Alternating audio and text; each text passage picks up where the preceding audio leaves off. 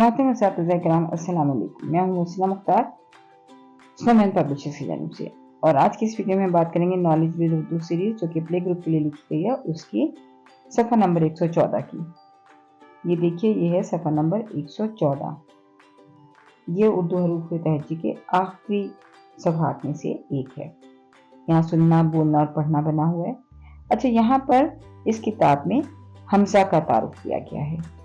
हमज़ा से कोई लफ्ज़ भी शुरू नहीं होता, ये अल्फाज के दरमियान में आता है।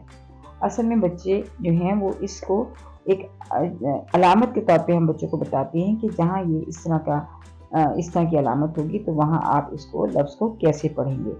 तो बच्चों को बताइए कि चाय गाय, तो यहाँ हमज़ा की अलामत है, इसलिए हम इसको ए पढ़ेंगे, चाय गाय।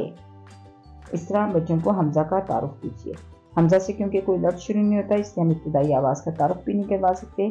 हमज़ा की कोई आवाज़ भी नहीं है, हमज़ा सिर्फ अलामत के तौर पर इस्तेमाल होता है, और जहाँ भी अलामत के तौर पर आता है वहाँ ये आवाज़ को जैसे कि बदल देता है, जैसे कि चाय गाय, भाई गाय, ताई। तो इस तरह वो ये की जो आवाज़ है उसको बदल देता है और अलामत के तौर पर इस्तेमाल होता है कि यहाँ आवाज़ बदल जाएगी। तो बच्चों को ये चीज़ समझाइए ताकि बच्चे इस अलामत को पहचान सकें। आप बोर्ड पर लिखिए, इस अलामत को बच्चों को पहचान करवाइए और फिर बच्चों से बार बार पूछिए कि ये क्या है, ताकि बच्चे आपको बता सकें कि ये हमज़ा है।